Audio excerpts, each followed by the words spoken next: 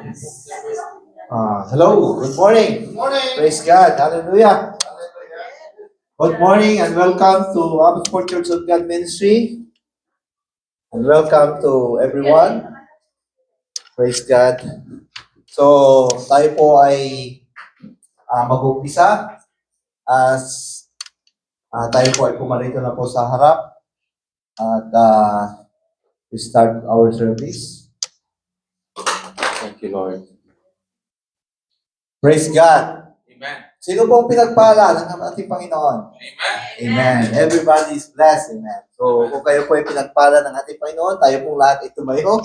At awitin po natin ang isang awiting, I will enter his gate, and we should greet everyone. Tayo po ay umikot at magkamayan. Amen. Wala ba tayo? Praise God. I will enter his gates with thanksgiving in my heart. I will enter his courts with praise. I will sing, this is the day that the Lord has made. I will rejoice for he has made me glad. Tayo po ay umikot at pagkamayan po natin ang ating mga glad, he has made me glad. I will rejoice for he has made me glad. He has made me glad. He has made me glad.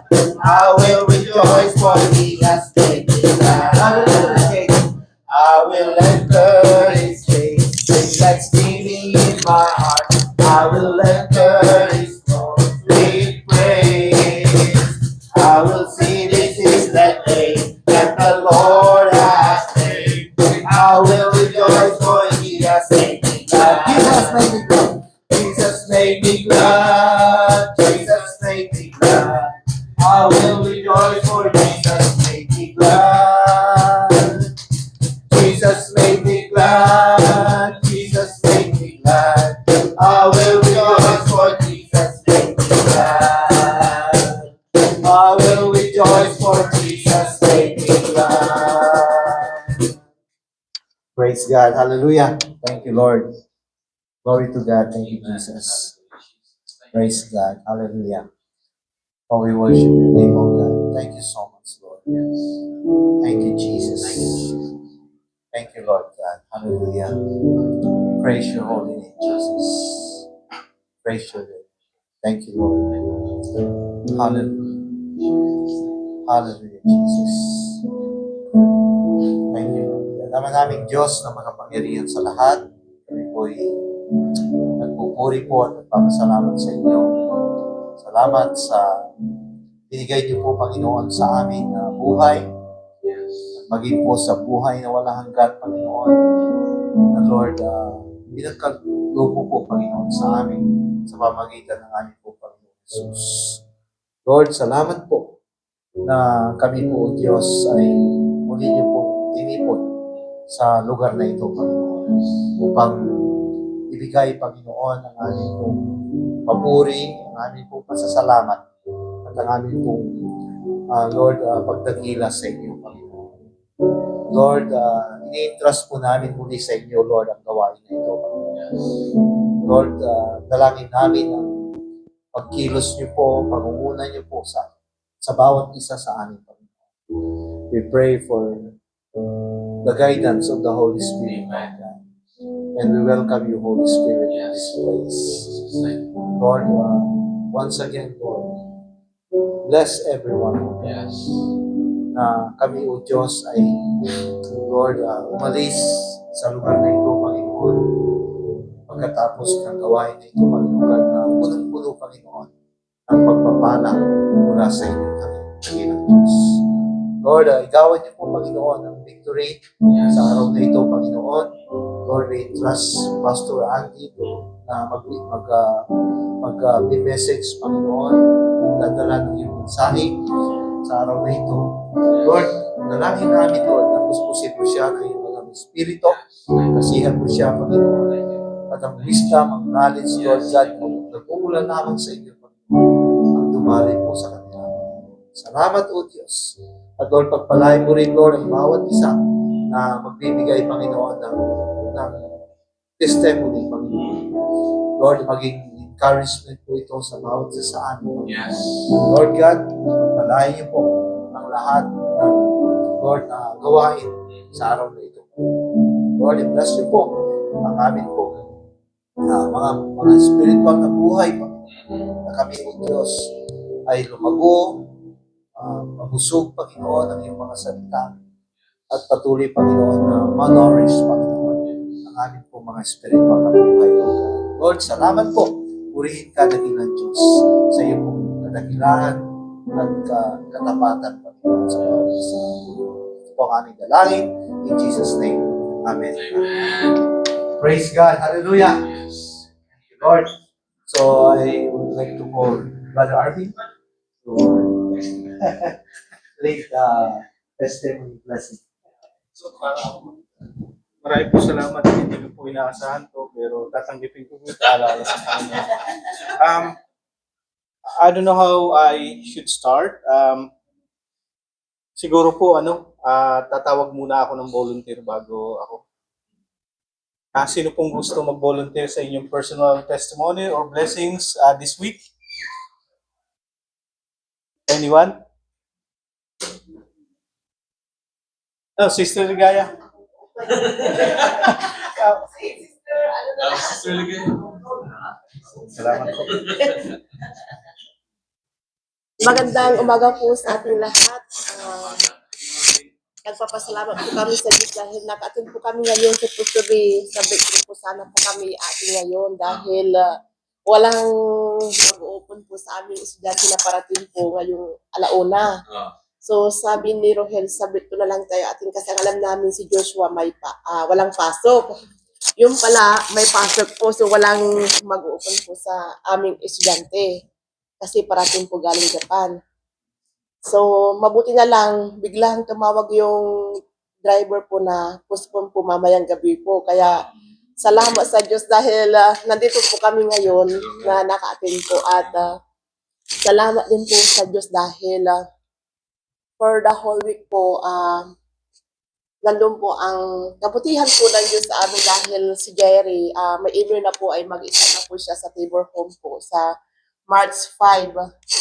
Kaya, salamat po dahil mahal po siya at salamat din sa Panginoon dahil tinawagan na rin po ako sa isa kong trabaho na yung availability ko po ay kinuha po lahat for the March.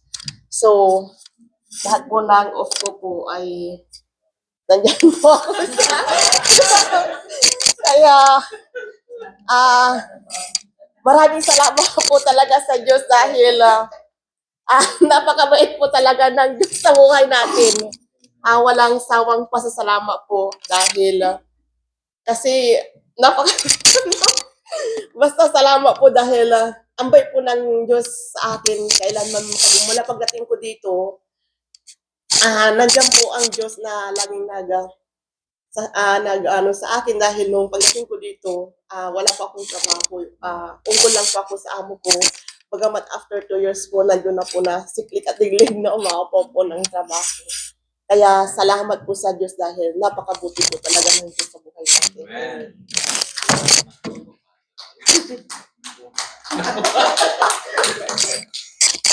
Sabi nga, when it rains, it pours, di ba? Pag Amen. dumating yung pagpapala ng Panginoon, sunod-sunod. Ganun ang binibigay ng Panginoon sa kanyang mga anak. So, sino pa po ang gustong mag-testimony? Anyone? Si Sister Beth. If you come over, please. Praise Thank you. God. Amen. Good morning, everyone. Marami ko po ang blessing ko natanggap this week is parang sobrang malaki na blessing for me. Kasi yung pamangkin ko na surgery, ang result ng biopsy is yung cancer niya, hindi siya nagkalat. Kung ano yung nakuha, nandun na yun. So, sabi niya, wala na akong cancer, hindi siya nagkalat. So, ang gusto niyang gawin ngayon, umuwi ng Pilipinas na. Pero ang gusto ng kapatid niya, huwag muna. So, yun lang. But it doesn't matter kung saan siya itatanim ng Panginoon. Ang importante doon is yung mga panalangin, nakakatuwa talaga yung nanalangin ka, tapos it's answered, parang, oh, hallelujah, talagang andiyan ka. So, thank you, Lord. Thank you, Lord. At saka, pastor ba yung pamangkin mo, sis? Pastor yun, o? So, hopefully, kung saan siya ilagay ng Panginoon, sana magamit siya, no? Umuwi siya, o ano. Yes. Kahit makapag-share siya doon kung anong ginawa ng Lord. Kasi nasisimba na po yun siya dati. So, ganun. Amen. Diba? Hindi lang na alagaan. Hopefully, sa nangyari sa kanya ngayon, he will, maisip-isip niya na talagang go our own way. Doon yung disiplina. Parang maramdaman natin, hey, you're there, you should be here. Nangyayari sa atin lahat yun. Naalala ko nung nasa 20s pa ako, di ba halos ganyan yun. Minsan we tried to do our own way and then inaano tayo ng Panginoon. You know? But it's only a good indication na anak siya ng Diyos. Amen. Sino pa po ang gustong, sir, kay Mama, may gusto ka bang yan? Oh, yeah.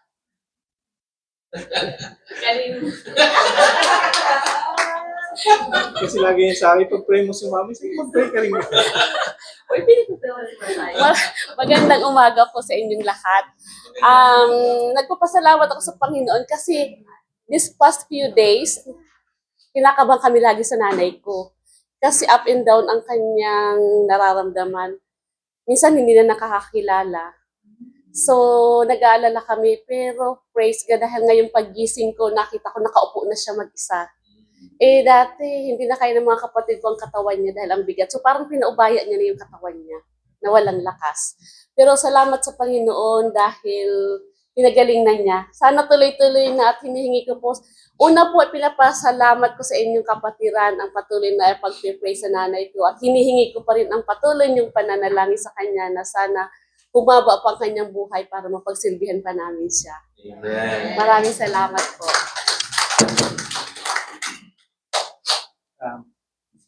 Sisigundahan ko na po yung sinabi nila, but sana meron pa rin pumunta rito para mag-testimony. Una-una po sa lahat, if you could just pray for me. I just had this odd thing that just, I don't know, my left eye just, it's swollen. Since Friday, I don't know what's happening. I think I have to go to urgent care later.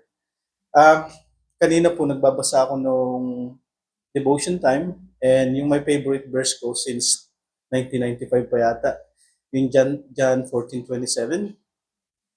Sabi po doon, peace I leave with you, my peace I give unto you. It is not the world giveth, but I give it unto you. So let not your heart be troubled, nor let it be afraid.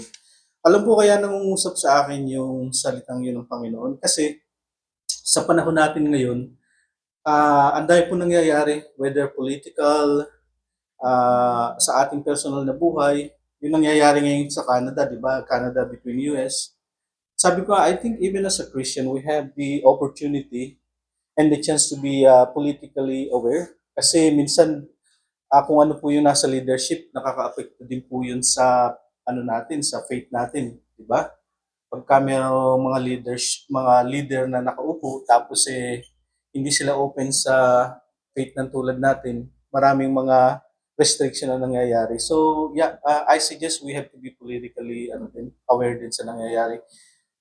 Ganun din, similarly sa Pilipinas, kung aware din kayo sa mga politika doon, sa continuous encroachment ng China din sa ating dagat, din sa West Philippine Sea. So marami, sabi ko sa Panginoon, totoo po Panginoon, talaga na kahit saan tayo pumunta dito sa mundong ito, wala namang real peace. Walang real peace. Nasa Panginoon lang ang peace natin. At kung natatandaan nyo, dun sa mga nakakaalala dun sa lyrics ng Mansion Over the Hilltop, di ba? Sabi doon, we're just a pilgrim. Ibig sabihin, manlalakbay lang tayo sa mundong ito at in search of that one real place, yung real mansion sa langit, di ba? So, take heart, mga kapatid, na marami tayong mga struggles, minsan talaga na di-disrupt yung isip natin, hindi tayo makapag-focus. But that's just what it is habang nandito sa mundong ito. Ang encouragement ko lang sa inyo, just seek the peace coming from God. Ayun lang po. Sino pa po pala ang gustong mag-continue sa ating ano? Hindi na.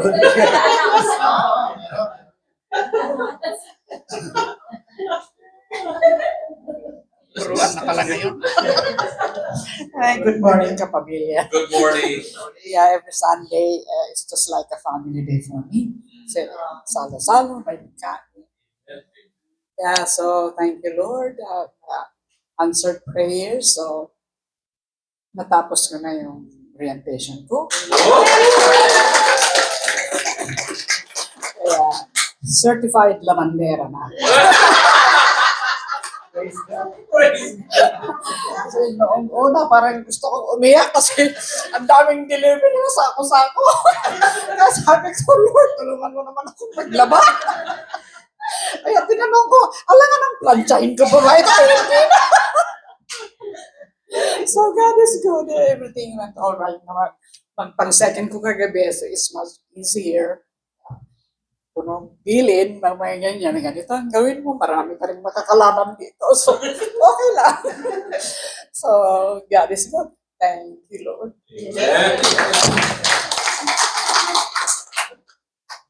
Congratulations, Sister Andrea. Yeah. Such a blessing, right? Amen. Sino pa po? Si bro.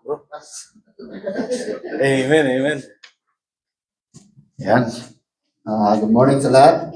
Ayan, nagpapasalamat ako kay Lord sa blessings na natanggap. At sa orientation ko, malapit na rin matapos, 2 na lang.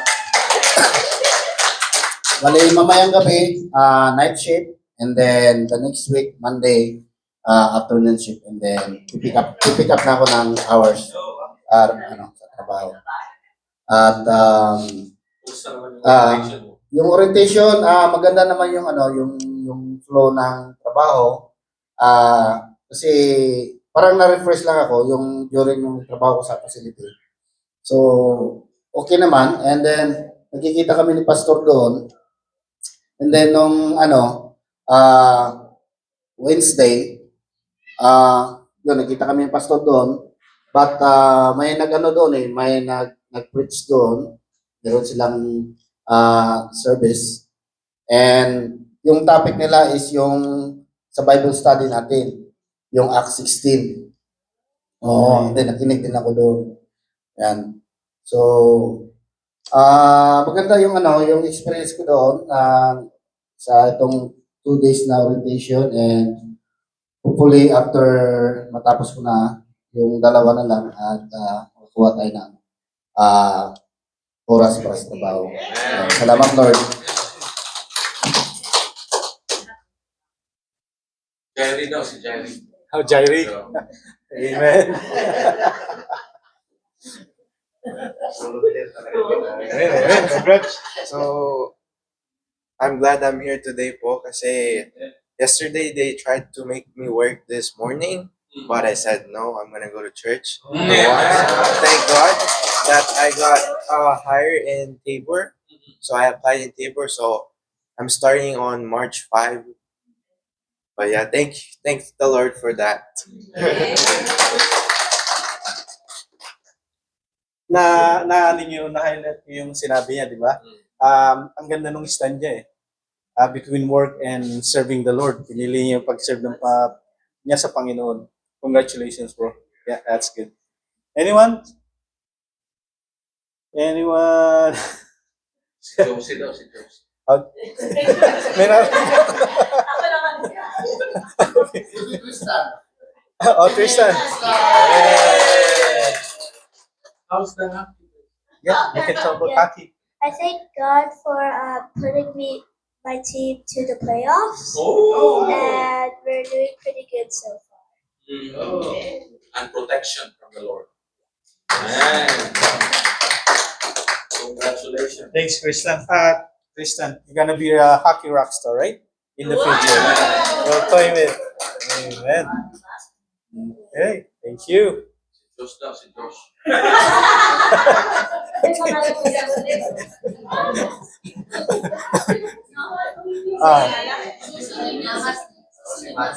Ah, si ma'am naman, si ma'am. Amen. Nagpapasalamat ako sa Panginoon sa everyday is a blessing. Everyday na gising natin is a blessing. Doon, naghahanap pa rin kami ng work, pero yung provision ng Panginoon na may nagagastos pa rin kami. Ewan ko bakit. Kumaga parang hindi nauubos na biyaya. So, ayun, yun ang pasalamat. Yung feeling na para bang, magkakatrabaho na ako nitong March. Amen. We Ayun, agree. so, We agree. salamat. Thank you sa declaration. Yeah. We agree. Ayun lang, salamat sa health ng bawat isa na okay tayo ngayon, nandito tayo ngayon. So, ayun, salamat. Si Thank you, Mandy sis. naman. Hello, Mandy. Hello everyone. I'm thankful to the Lord because I passed my ground school exam and now Ano ba yung ground school? like aviation exam because I'm signing up for a glider program over the summertime. Okay. And then, so the exam is the first step. The next step is the interview. when is, And then they when kind was of do like the- a background check on me, but like interview. I have no idea. Like I just got my results yesterday. Surprising. Yeah, Sasakay na naman si Ligaya. that's all.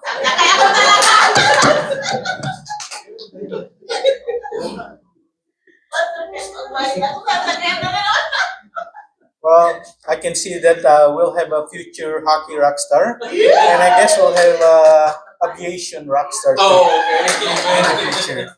So keep up the good work, Mandy. Anyone else? Last two.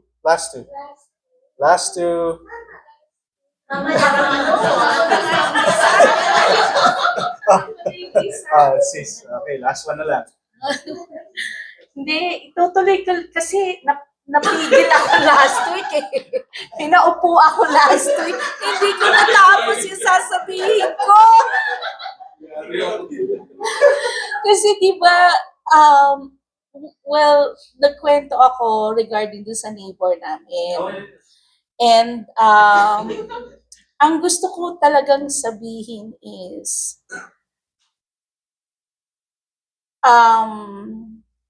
we know that we have rights, earthly rights, right?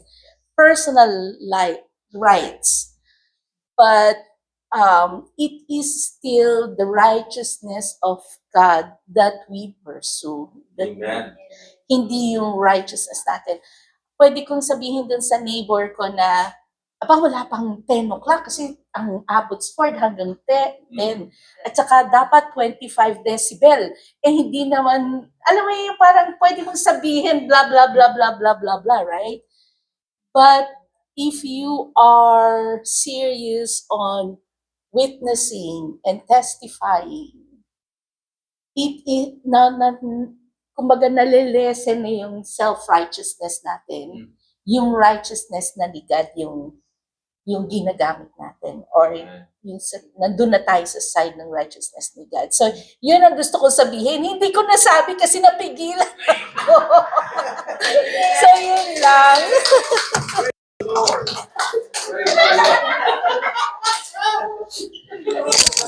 Sa wakas na ibulalas na rin ni sis. But you know what? There's something that we should really appreciate on what she just said. Natatandaan niyo, di ba? Jesus Christ is termed as the King of or Prince of Peace, di ba? So he's the peacemaker. So I think it's rightly so that we as God's children, we always should seek peace rather than being right. Kasi minsan sa mundo, whether believers or non-believers, we always have a tendency as human being to be right at that moment, and then we feel good, right? Pero pag ginawa ba natin yun, nag-glorify natin ng Diyos? Ang tingin ko nag-glorify minsan sarili natin kasi nagkakaroon tayo ng, how do I say it? Yeah, at saka nagiging ano tayo, na-justify natin, oh, kasi sabi ko kasi tama ako. But if you come to think of it, as a Christ follower, him as being the Prince of Peace and a Kingmaker, I think we should rather seek peace than being right. It can be a bit complicated kasi minsan din, alam din natin na pag tama tayo, kailangan din natin naman i-pursue yun, di ba? But I guess in a way, we should do it in a way that we don't honestly discourage or offend people, lalo na yung tinatry natin na iwin sa Panginoon. But thank you so much, sis, for that. I think it's really good takeaway dito sa ating sharing of blessings. One more, sino pa po ang gustong last minute? Yung dalawa na nagtitingnan, sino ang sis?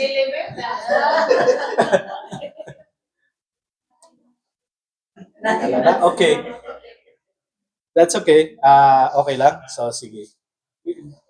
Yeah, you're welcome. Yeah.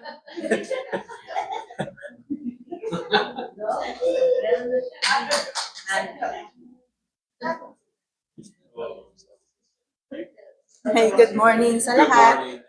Nothing much to say kasi nasa bahay lang naman ako. Pero I thank God every day kasi nag-uusap kami ng partner ko, ni Harnet. And then okay naman yung family ko sa Philippines. Okay naman si mother, walang dinadaing ngayon. Yung mga anak ko, magkakasundo naman sila ngayon. Parang mas malapit sila nung nawala ako nung umalis ako. Mas closer sila ngayon. So, lagi ko naman sa kanila sinasabing, always pray, no? Magmahalan kayo kasi kayo lang ang meron kayo. Diba? Which is true. So, magkakapatid kasi kayo lang lagi ang magtutulungan. Wala kayong ibang asahan. So, thank you pa rin dahil we are all safe. Nag-earthquake, kung naalala nyo. Pero hindi naman daw nararamdaman sa Alberta, sabi ni Arnett. So, thank you for this day. Nag-walk ako. Maganda yung panahon. Thank you.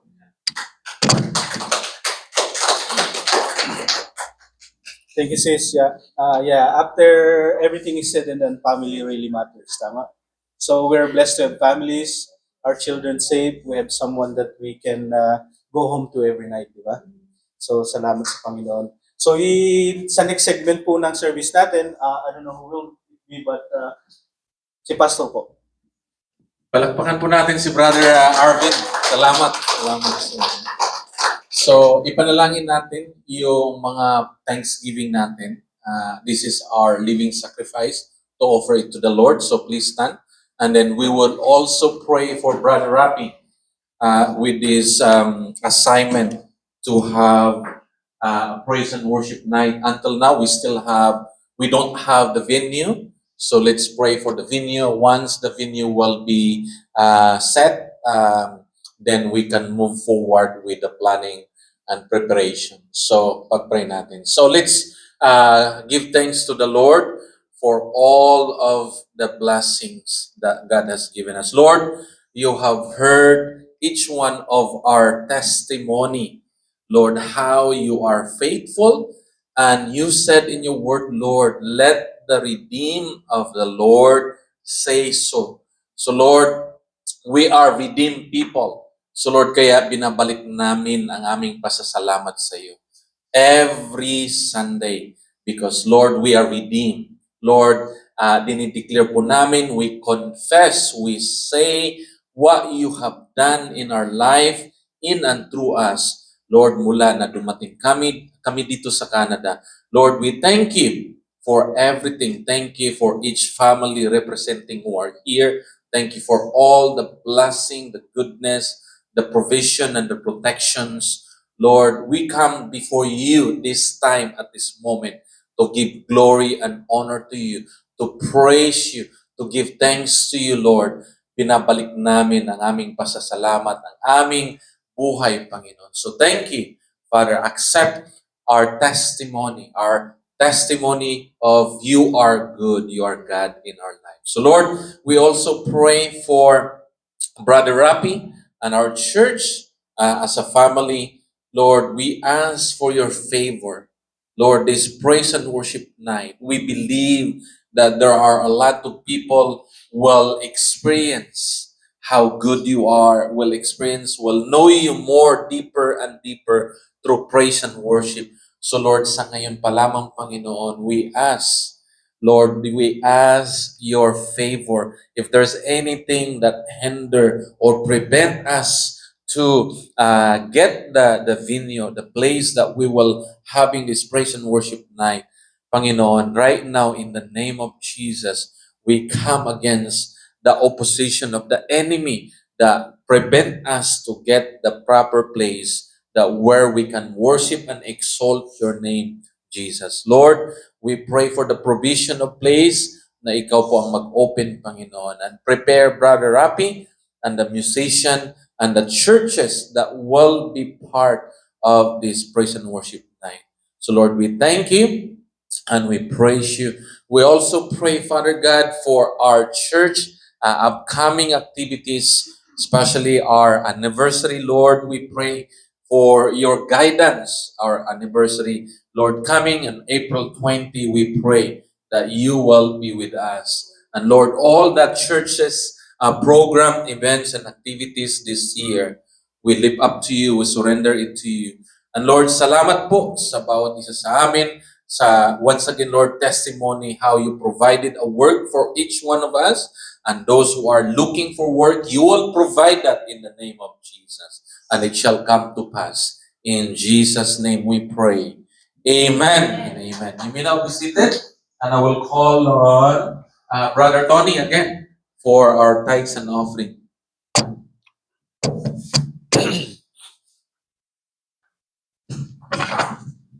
And for our tithes and offering, can you send it to Abbotsford COJ@gmail.com.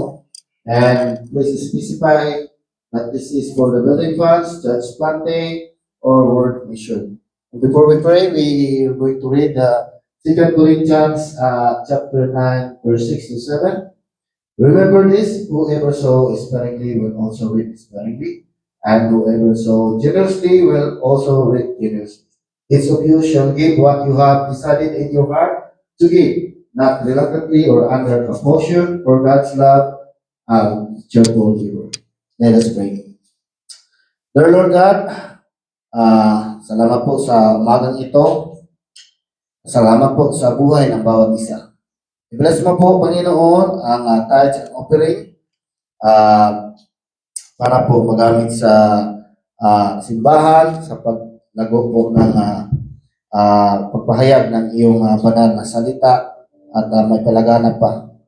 At marami po pong tao na mabahagian ng iyong salita, Panginoon.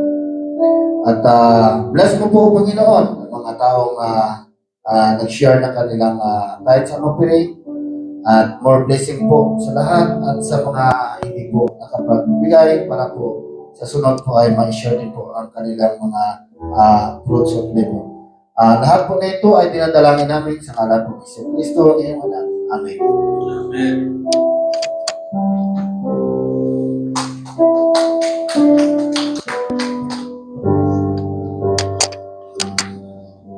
May we all stand up as we worship the Lord.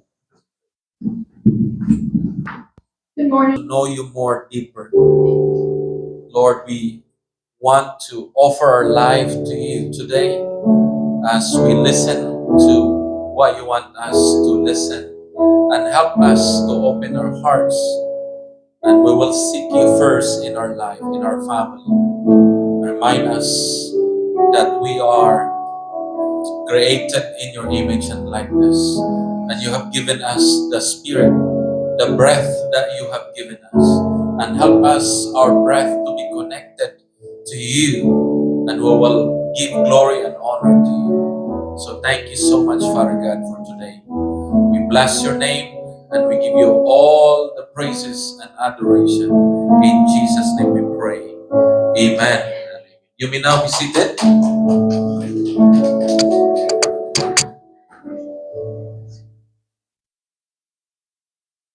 Praise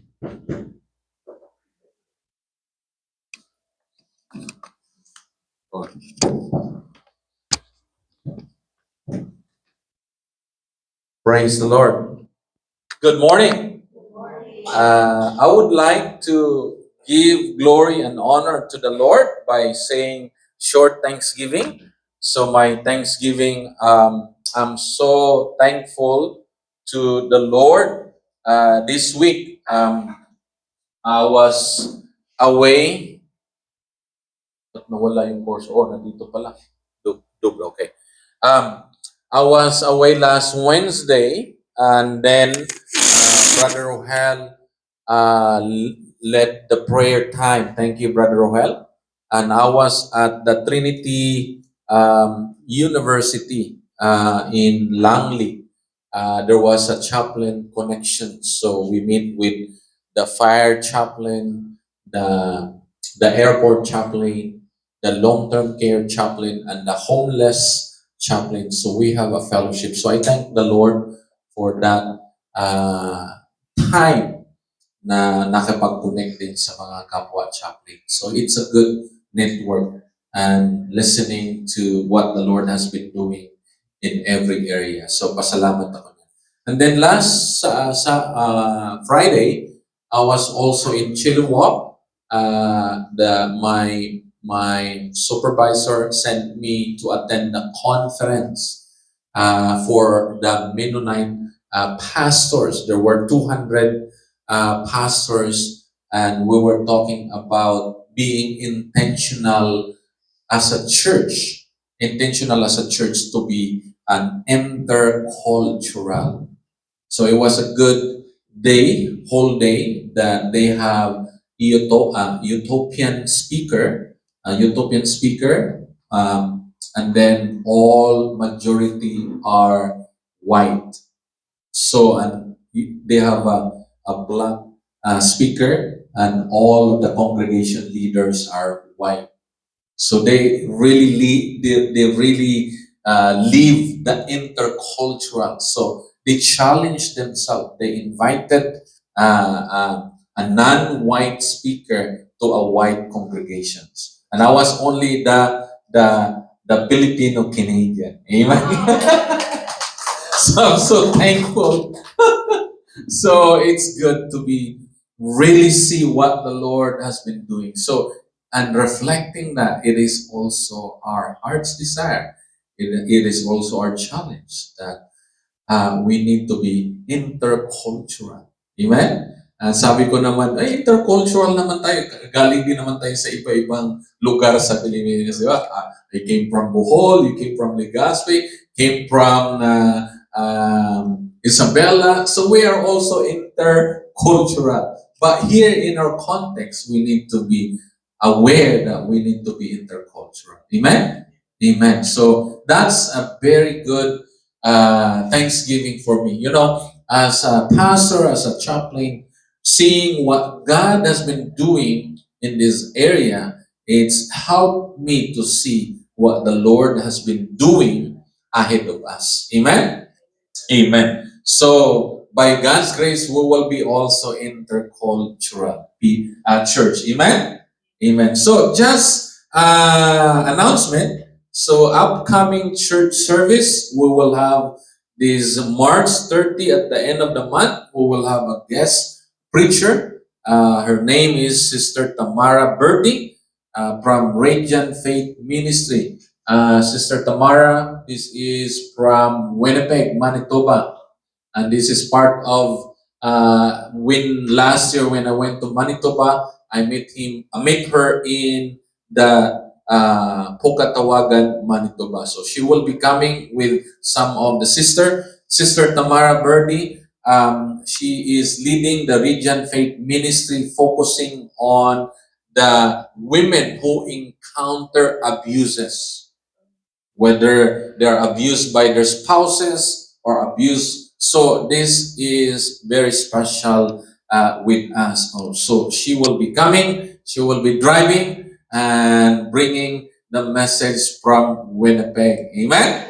Amen. So we are intercultural, or at least we have lived and we invited these indigenous women of God, preacher. Amen? So, and then our upcoming church service, April 20, time to be announced. Our church first year anniversary, and our speaker, none other than Brother Rohel Poncawe. Location is still to be determined because we are looking for time, and the reality is we need to cooperate or coordinate with Pastor Jeff. Pastor Jeff is our district overseer, and he helped us to launch this church. So we would like, by the grace of God, we would like to accommodate his time. So we are adjusting our time. So we are still, so that's why we don't have time yet, and we are still looking for this place that we can, Sister Josie will coordinate with the time. And hopefully, pray for that we are able to arrange that, and we can announce and create the exact time, location, and we can send an invite, make a poster, and then send that to our Facebook friends or YouTube friends that we can invite. Amen? Amen. So are you excited?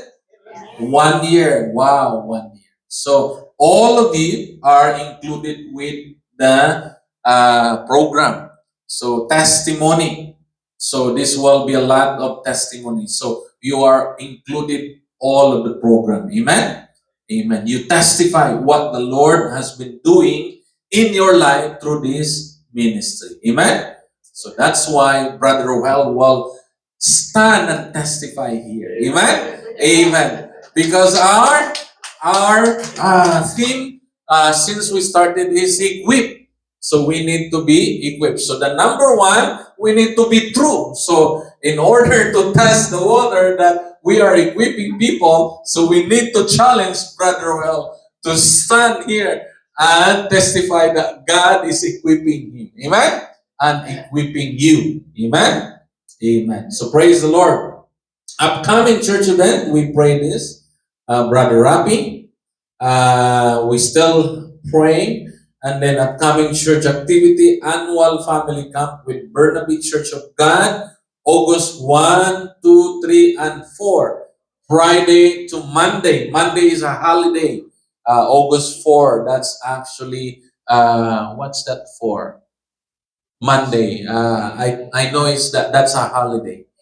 Labor Day. Amen. By the time we have worked that time, Labor Day. Amen? Amen. So, theme, I am equipped to.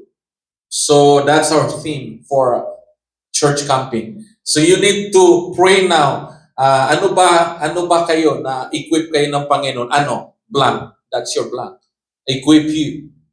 You are equipped what God equip you. Oh, amen? Amen? So you think about it. I am equipped to. So sasabihin niyo yan sa natin, sa family camping natin.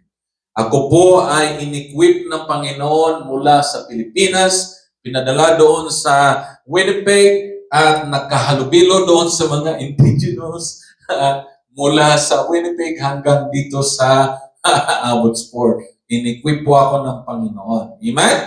Amen? Amen. So say with me, I am equipped. Sabi niyo yan, equip ha? So tanungin niyo, Lord, ano ba? In-equip mo ako. Ano ba talaga? So, tanungin niyo sa Panginoon yan. Amen? Amen. So let's continue to Spring Conference. Wala pang schedule. Yeah, I will get the calendar. Amen. So let's read together the scripture that we are equipped. So Christ himself gave the apostles, the prophets, the evangelists, the pastors and teachers to equip his people for works of service, so that the body of Christ may be built up until we all reach unity in the faith and in the knowledge of the Son of God and become mature, attaining to the whole measure of the fullness of Christ. I hope that by the end of this year, ma-memorize na natin to. Amen? Hindi man natin ma-memorize, but the the mind when we keep repeating, I believe by God's grace in somehow this scripture that we've been reciting every day or we've been reciting every Sunday or reading every Sunday, it's part of our memory. And it's just automatic. You know what? I know that passage. It's part of your banking memory in our brain. Amen? Amen. So today, we will continue to study. If you notice, we studied the Old Testament. So we are now in Genesis 4. Yes. In Acts, we are in Acts. For those of you, we are in Acts 17. And now we are in Genesis 4. So simultaneous, okay? So we studied in the New Testament and also we studied in the Old Testament. So that balance, there is rice, oh, why rice? There's rice and ulam, okay? Hindi lang rice or hindi lang ulam, okay? Gutom na tuloy sila. So, amen. So, let me read to you. Cain, Genesis 4:17. Cain made love to his wife, and she became pregnant and gave birth to Enoch. Take note of that, Enoch. In Genesis 4:25-26, it says, Adam made love to his wife again, and she gave birth to a son and named him Seth, saying, God has granted me another child in place of Abel, because Abel was killed by Cain, since Cain killed him.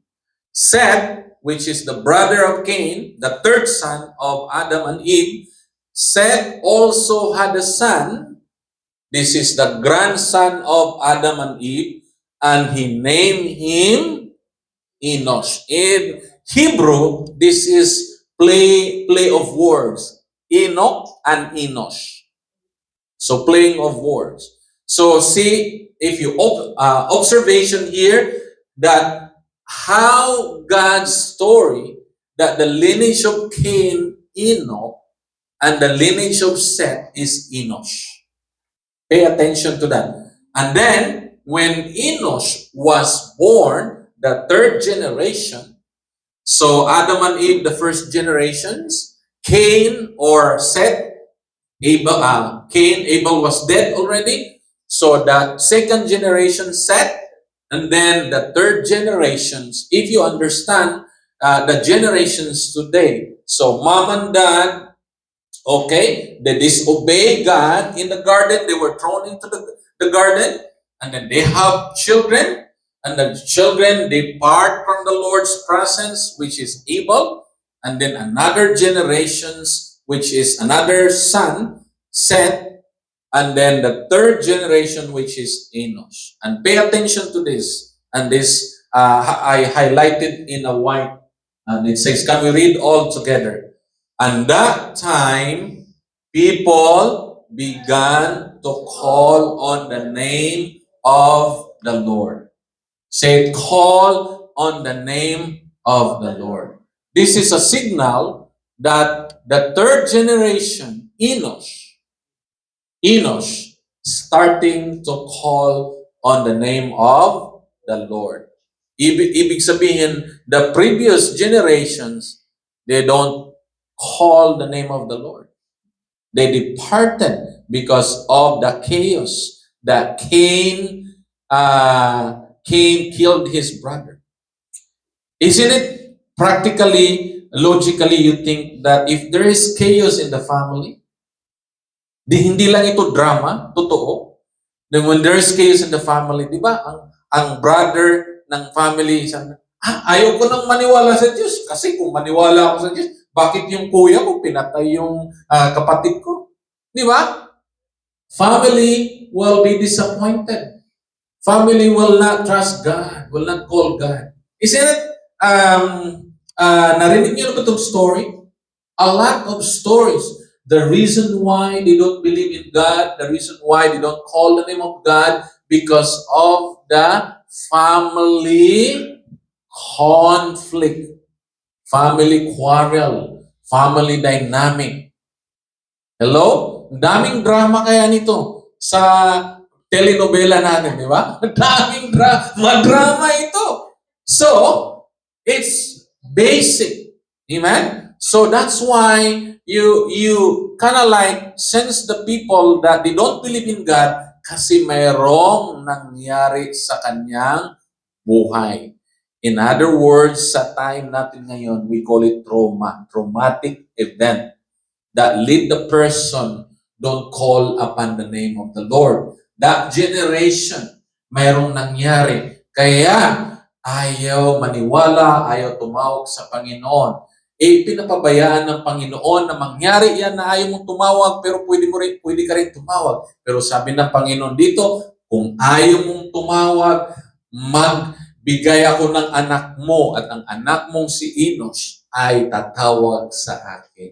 Amen? Kaya ang generation, very importante ang generation. Generation upon generation will call. So, ang i-maintain natin by the grace of God, our challenge, that hindi lamang tayo ang tatawag sa Panginoon, pati mga anak natin at ang anak-anak natin ay tatawag pa rin sa Panginoon. Amen? Amen. The reason why we have this church, so that people will continue to call upon the name of the Lord. So let me just give you a short reflection today. Ang message ko, on call. Alright? On call, the name of the Lord. The real on call is not the pastor, is not the doctor, is not the chaplain, is not the nurse, is not, but the real on call is the name of the Lord.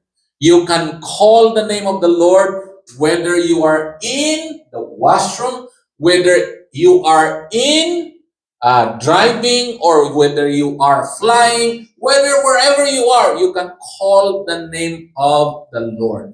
This is the on-call. So here, Lord means master, owner. The master or owner of the universe is on call 24/7.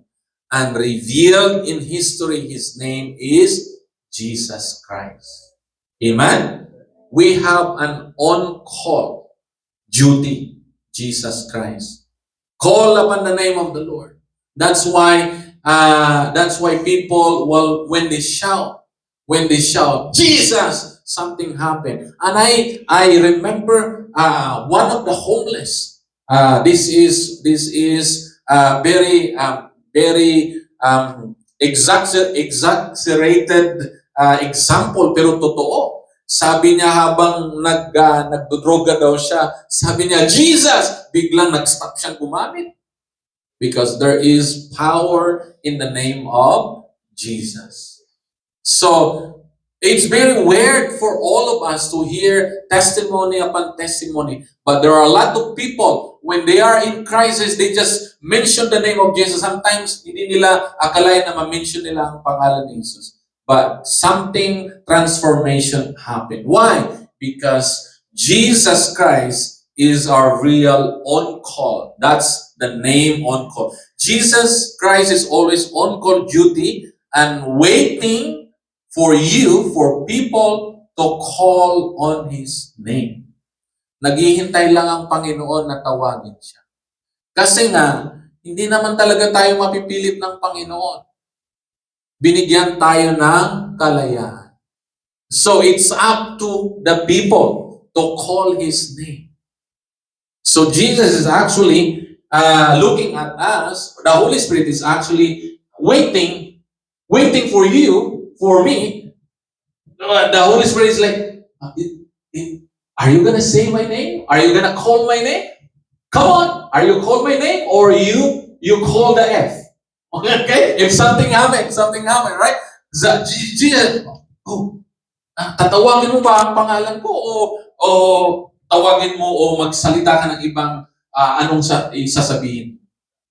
Yeah. So Jesus is just waiting for us, for you, for people to call on His name. Amen?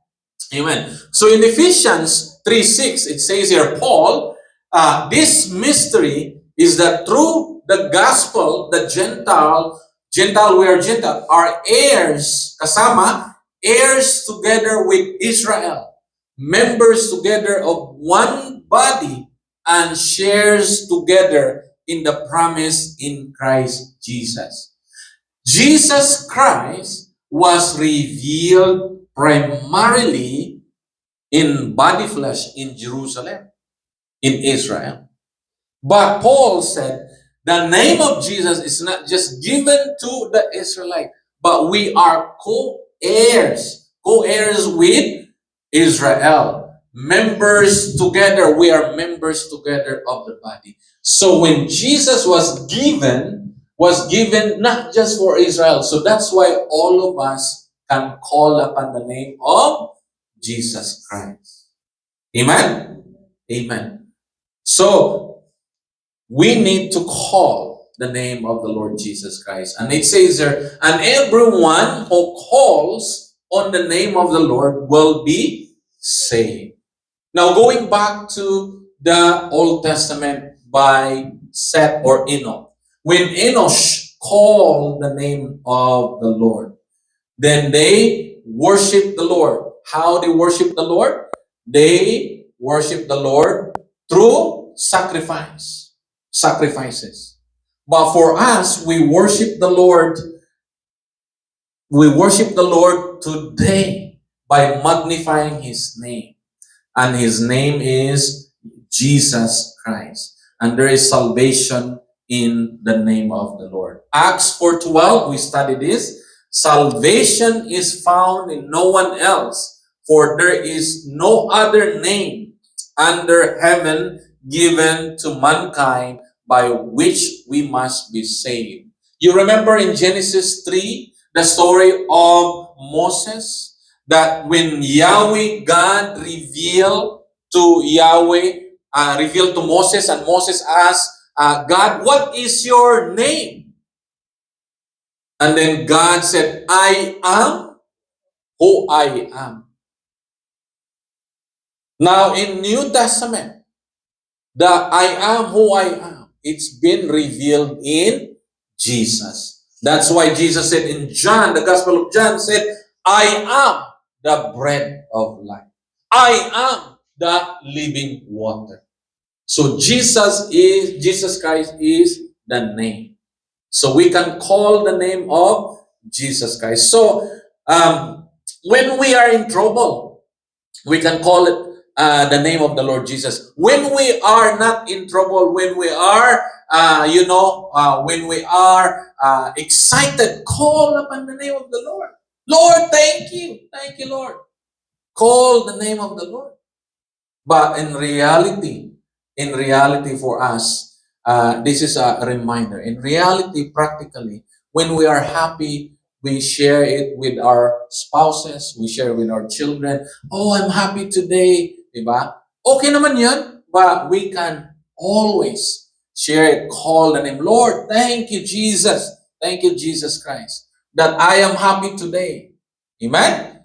Amen. Praise the name of the Lord Jesus. So Proverbs 18:10, it says, the name of the Lord is fortified tower. Another translation is a strong tower.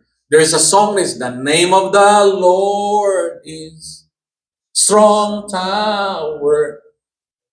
The righteousness run to it, and they are saved. So this is the name of the Lord. That's why Paul said in our study, Acts 16, what did Paul say to the female slave women? In the name of Jesus Christ, I command you, get out. Because there is power in the name of Jesus. I mentioned it to you. I said, in the name of Jesus, the homeless become frozen, right? So there is power in the name of Jesus. I remember when I was also 5 years old, my mother was in the province. So in the province, you use lampara, di ba? Gasera. So I was Bible study, madilim. So ako tagadala ng lampara, nanay ko, pupunta kami sa kapitbahay para mag-Bible study. Merong aso. Alam mo naman yung aso sa probinsya, di ba? So yung aso biglang lumapit sa amin. Sabi ni nanay, sa pangalan ni Jesus. Sabi niya, in the name of Jesus. Yung aso, alam mo yung aso na, hindi ordinaryong aso na instead na yung para bang pinalo na umiyak, lumayas yung aso. Ginanon lang ni nanay. In the name of Jesus. So these are reality that there is power in the name of Jesus. Amen? So invoke the name of Jesus. Amen? There is power because it says here, the name of the Lord is a fortified tower. The righteous run to it and are saved.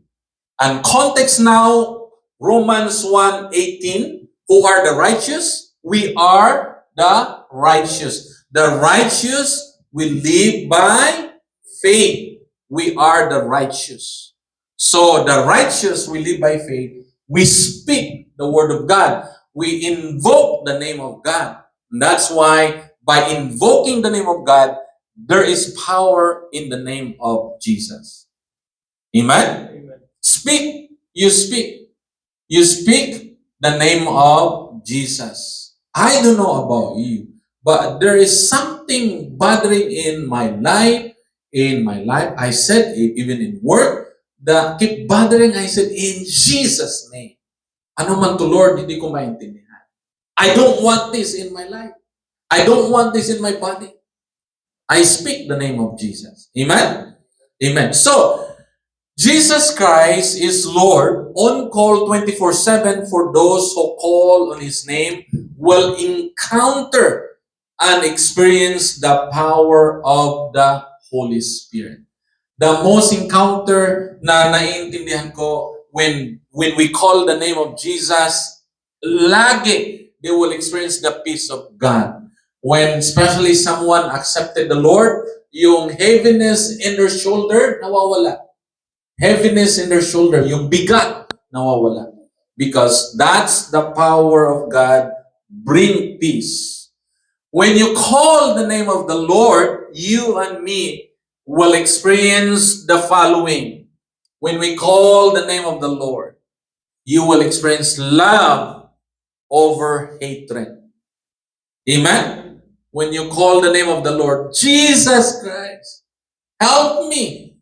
Na pag galit na galit ka na, then the love of God will just overshadow us, will just fill us. Amen? Amen. That's powerful. And then, when you call upon the name of the Lord, you will have joy. Tawa ka ng tawa, talon ka ng talon. Sana walang makakita sa iyo dahil pag may nakita sa iyo, para kang kuko, di ba? So, talon ka ng talon. So, ang saya mo, di ba? That's the power of the name of Jesus. So, you will experience joy over sorrow. And when you call upon the name of Jesus, you will experience peace over conflict. Peaceful ka. Kahit magulo ang mundo, meron ka pa rin kapayapaan. That's the name of Jesus. And you will experience patience over impatience. Kahit mahaba ang linya, nagmamadali ka, mabagal yung kaharap mo. And then you become, when you call the name of Jesus, sasabihin ng Panginoon sa iyo by the Holy Spirit, take time. Susundan mo lang, huwag kang magmadali. Amen? Pero kung hindi ka aware, overtikan mo or bubusinahan. Diba? And then you will experience a middle finger. Middle finger. So, pangit yun, diba? And then, when you call the name of the Lord Jesus, you will experience kindness over harsh word. Napansin nyo na there are people are very mean to you, but you are still kind. You're still smiling. Alright? Because of the Lord Jesus. Amen? That's what happened. And my co-worker, My coworker shared her testimony after listening and declaring the word of God during our chapel service. She said, I feel being closer to God. Unlike before, I feel God is far from me. So when she started declaring and calling the name of the Lord and accepting the Lord Jesus Christ as her Lord and personal Savior during in our chapel, she said, I know the difference now in my life. I feel closer to God. Before, Andy, I feel God is distant to me. But now I feel closer.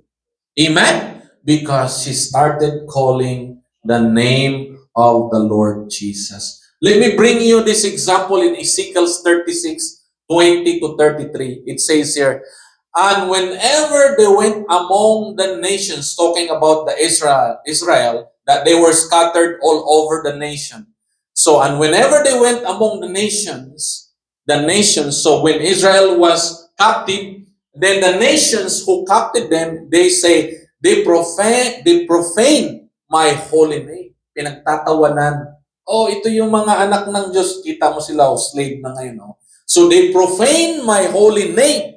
My holy name. For it was said of them, these are the peoples, the Lord's people, and yet they had to leave this land. I have concern for my holy name, which the people of Israel profane among the nations where they have gone. Therefore, say to the Israelites, this is what the Lord says, it is not for your sake, people of Israel, that I am going to do these things, but for my sake of my holy name. When you call the name of Jesus, it is not for your sake, but it is for His name's sake. Nakuha nyo? Hindi natin pwedeng sabihin, kaya ako niligtas ng Diyos dahil tinawag ko ang pangalan niya. No! Kaya ka niligtas dahil sa ngalan niya. Because of His name. God is concerned of His name. For example, this, your phone, your iPhone, the image of your phone, when something happened, you will return it. Kung nasira, pwede mong dalhin doon sa Apple Store. Papalitan nila yun dahil sa warranty, di ba? Papalitan nila yun. Dahil concerned sila sa reputation sa pangalan. Amen? So God's name has inherent warranty and guarantee that He need to protect His name. Amen? Amen. So that's why this is what happened to the Israel. Well, it says here, but for the sake of my holy name, which you have profaned among the nations where you have gone, I will show the holy names of my great name, which has been profaned among the nations, the name you have profaned among them. Then the nation will know that I am the Lord, declares the sovereign Lord, when I am proved holy through you before their eyes. There is inherent power in the name of Jesus because Jesus Christ is concerned on His name. Amen? Amen. So let's continue and we'll close this. Verse 26 and 28, I will give you a new heart and put a new spirit in you. I will remove from your heart of stone and give you a heart of flesh. And I will put my spirit in you and move you to follow my decrees and be careful to keep my laws. Then you will live in the land I give your ancestors. You will be my people and I will be your God. This is speaking about the Israel, and it's also true to us.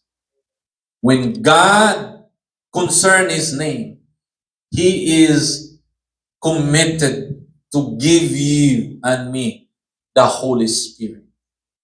so that you will call upon the name of the Lord. Amen? You will call the name of Jesus. And I believe that the reason why, as we mature, the reason why you and me will call the name of the Lord, because of the Spirit of God dwells in us, and that is the Holy Spirit. Amen? Look at Hebrews 10:15 to 18. The Holy Spirit also testifies to us about this. First, he says, "This is the covenant I will make with them after that time, says the Lord. I will put my laws in their hearts, and I will write them on their minds." Then he adds, "Their sins and lawless acts I will remember no more." When the Holy Spirit will dwell in you and me, the Holy Spirit will remind you and me that we are forgiven. We are forgiven people. Pinatawad na tayo. Pag wala ang Holy Spirit, ito ang practical. The Holy Spirit will always remind us, will gently remind you and me, you are forgiven. Your sins from the past has been forgiven. Pero kapag ang Holy Spirit ay wala sa atin, hindi mag-remind, ano ang mag-remind sa atin? Ang kaaway. Kita mo yung ginawa mo 10 years ago, di ba? Laging guilty ka. I do believe, okay? I do believe that the Holy Spirit will not feel you guilty all the time. Instead, the Holy Spirit will comfort you na pinatawad ka na sa nangyari 10 years ago or 20 years ago. Pero ang kaaway, gustong ipaalala sa iyo na guilty ka forever. Pag guilty ka forever, walang mangyari. You feel guilty, you feel disappointed, you feel defeated.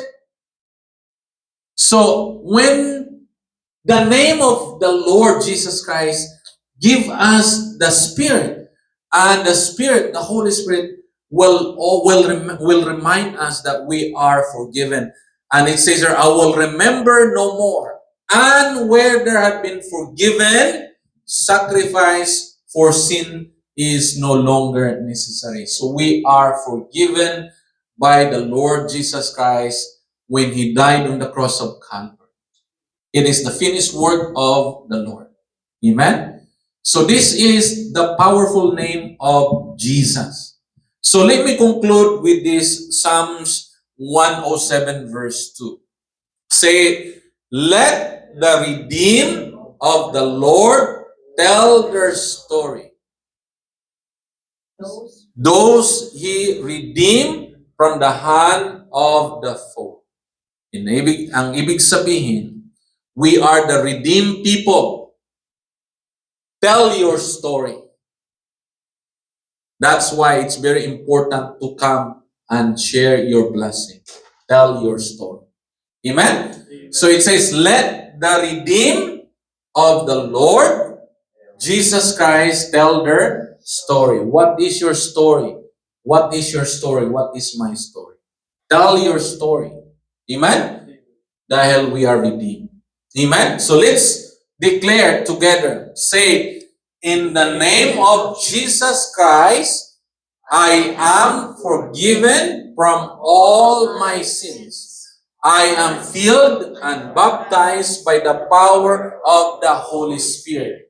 My body is the temple of the Holy Spirit. Can we repeat again? In the name of Jesus Christ, I am forgiven from all my sins.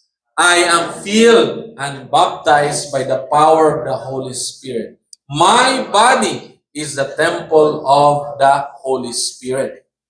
One more time. In the name of Jesus Christ, I am forgiven from all my sins. I am filled and baptized by the power of the Holy Spirit. My body is the temple of the Holy Spirit. So when we call upon the name of Jesus, number one, because the name of Jesus is holy, we are forgiven. Anak, holy kasi ako anak eh. Hindi ko kaya na tumawag ka sa akin, hindi kita patawarin. Kasi kung hindi kita patawarin, hindi ka makalapit sa akin. Amen? So because of my holy name, I need to forgive you. Amen? Amen. So that's why we can say, I am forgiven. So once we are forgiven, we are washed and cleansed. Pinatawad na tayo, nilinis na tayo, pinaliguan na tayo. Then the Lord will say, I will give you my Spirit, my Holy Spirit, to dwell in you. Okay? So lilinisin mo na tayo, patawarin mo na tayo, para ang Holy Spirit mag-dwell, makapasok sa atin. Kasi holy siya, holy name. Alright? So that's why we can say, I am filled and baptized by the power of the Holy Spirit. Amen? So now, since we are filled and baptized by the Holy Spirit, then we can say, my body. You cannot say now, this is my body. No, my body is the temple of the Holy Spirit. Amen? So, the body now is the temple of the Holy Spirit. So, if we have that declared together, amen? Amen. Can we all stand and pray and receive and call upon the name of the Lord? Lord, we thank you that you have given us your name, and your name is holy. And because you are holy, Lord, you are faithful to forgive all of us. And we are forgiven people. We are redeemed people. And thank you for the redemption. Thank you that you give your Holy Spirit to dwell in us. And thank you that our body becomes now is the temple of the Holy Spirit. So Lord, help us by the power of your Holy Spirit to do what you want us to do today. So we thank you, Lord, and we praise you, and we give you all the glory. Let's receive the declarations according to Psalms 23 verse 6. Receive it from the Lord. Surely goodness and love will follow me all the days of my life, and my family and my entire generation will dwell forever in the house of the Lord. Amen. God bless you, brothers and sisters. Thank you so much. Amen and amen. Amen. God bless you. God bless you. Amen. Amen. We are about to partake. Bless this food, sanctify this food. Thank you for those brothers and sisters who brought the food that we are about to partake today. Bless them and bless all of us. And Lord, we also pray for Sister Mary that she is not feeling well today. We pray that you will give her the recovery, restoration in her body. And we pray for all of us in Jesus' name. Amen and amen. God bless you and thank you so much for listening. Amen and coming. Amen.